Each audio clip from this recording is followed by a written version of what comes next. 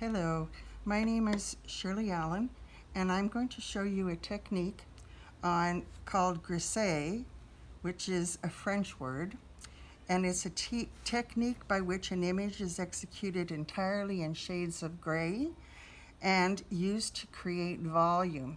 It's a very popular technique used especially in the 14th century. There's still people who use it now. Picasso's painting Guernica, it was done in Grisaille, and the whole idea is to create, what it does is creates a nice little easy simple image for you to do. So I drew out my leaves and berry. This way we're going to keep it the first thing I did was I colored it, drew it. Okay, then I took my 4B pencil and I went into the places where I wanted it to be dark, or shadows, or volumes, pardon me, not shadows. Okay, so you see what I'm doing is I'm just penciling it in. Just going over this is a style. It's what's called a style in watercolor. And I've actually started using a form of it in, especially in folds in my clothes when I'm doing acrylic or oil painting. I am doing them quite dark and then I'm just putting the color on top. And it works really quite nicely. So as you can see, I'm just adding some color gray pencil. And this is a 4B pencil. You can use a 4B, a 2B, a 6B. I did the outline of the leaves in HB because you want it to be soft. You could even use an H so that your lines don't show up once you put your paint on, because the green paint in watercolors is fairly transparent. So you see, we're just coloring this all in and giving it some shape where I want it to be darker.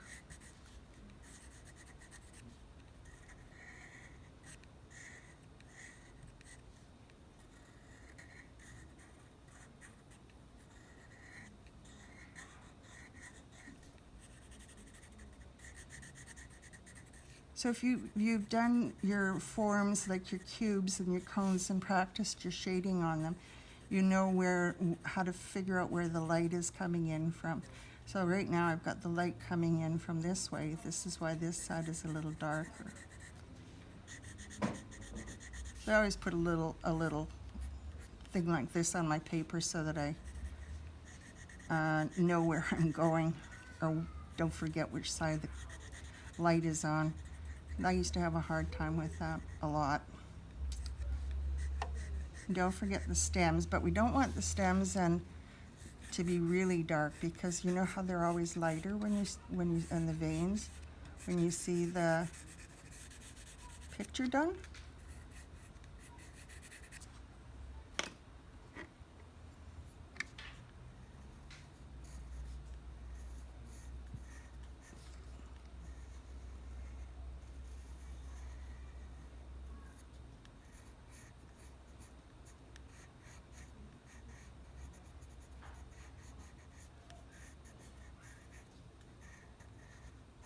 This is a really easy way to get especially if you haven't got a lot of time to get the shape and the volume into your watercolors, because when you're doing it with this method, you don't have to wait for it to sit and wait for it to dry.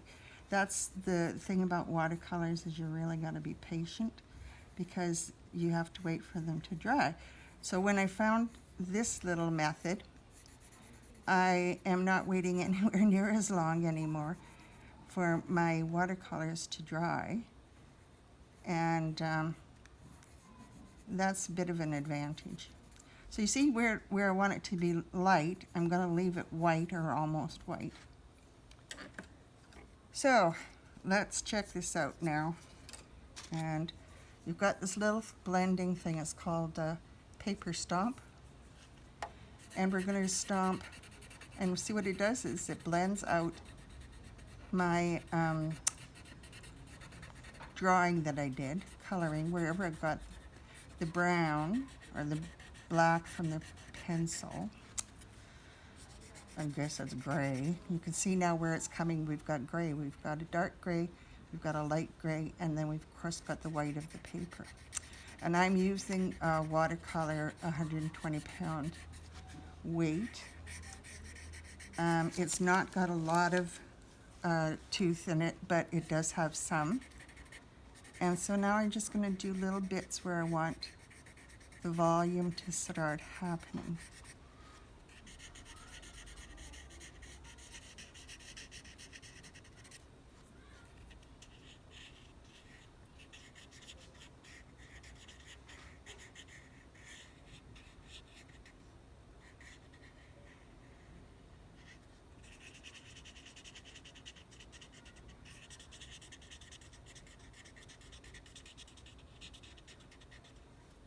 Try to keep going with the shape of the vine, or the vein, I guess it is.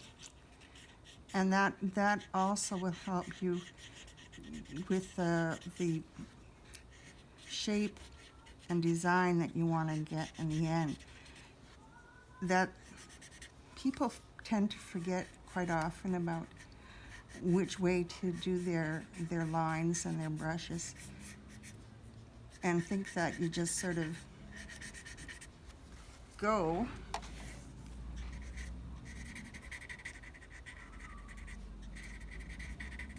And of course, if you use too much, you always use your eraser. But the important part is to get this smooth so it doesn't have that grainy effect. So that will cover when you put your color on.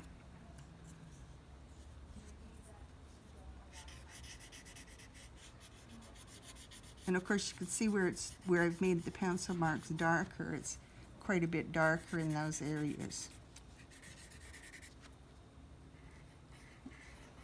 And our circle, we're going to make our marks so that they go around in a circle, and that gives our circle volume.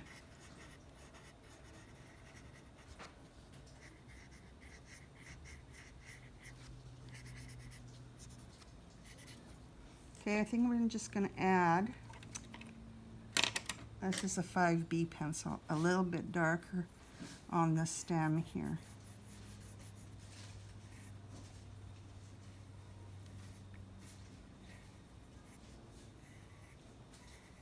And the easiest thing to do is when you're practicing is to practice with small subject matter.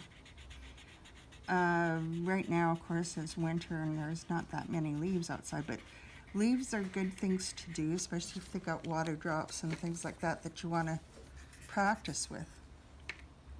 Now that I have all of that done, and I might decide I want to erase a little bit, because you don't want any marks on it. Then I'm going to take my brush, and I am using Prussian blue and lemon yellow. Prussian blue and lemon yellow. And that's going to give me this pretty green.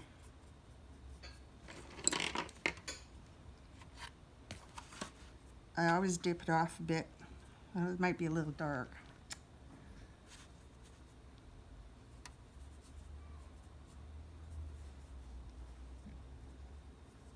Well, let's give it a try. So starting right at the outside edge, let's just move, and this I'm doing this is wet into dry, so that means my brush is wet and my paper is dry. And I'm just going to go along the edge and then into the black parts. Okay, now you see the pencil has sort of blended with the watercolor, and we've just got the color here, and I don't have to worry about sitting here waiting for a day or two for it to dry before I can put another coat of paint on.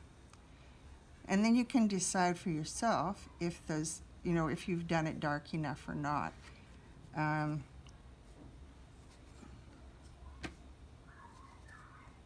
You don't need a whole lot of water. And as you can see, this is a different color green on the same leaf, but that's okay because this is just practice. So we've got, I did a darker blue and less yellow there. This one here I've got more yellow. So basically all you're doing is putting in the one base color. You've done all of your forms, shape forms, and volume with your pencil. And that's taken up a lot less time than if you do it the regular, well, I guess it's not necessarily the regular way, it's the way that most watercolorists use, is creating a stain and doing a stain or a wash, whatever you want to call it, over top.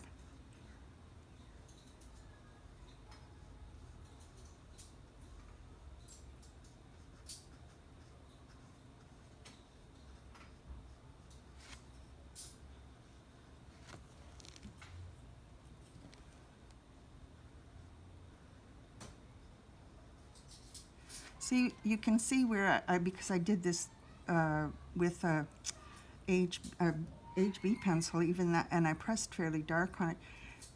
You don't necessarily want to do that because you want it to blend into the color. I only did it that dark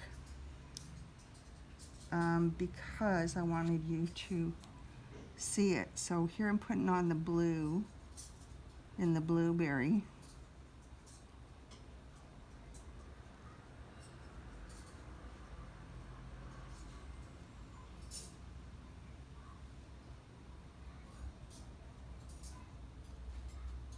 You can use whatever color you want.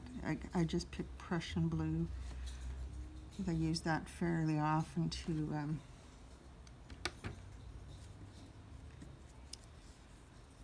okay, and I kind of don't like that, so I'm going to just smooth that out a bit.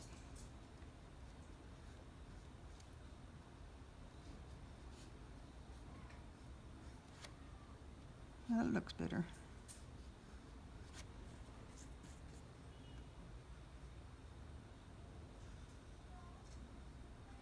Actually, the blueberry almost looks like the color of the leaf that I did.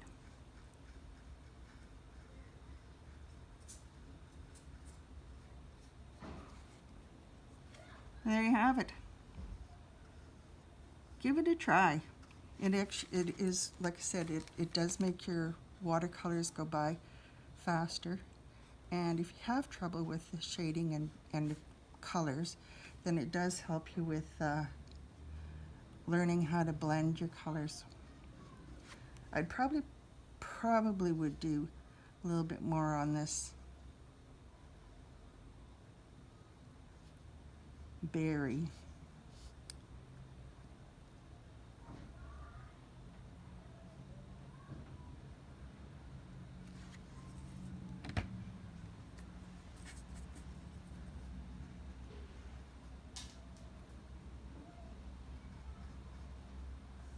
See, if you've got it still while it's still wet, you can lift some of the color off.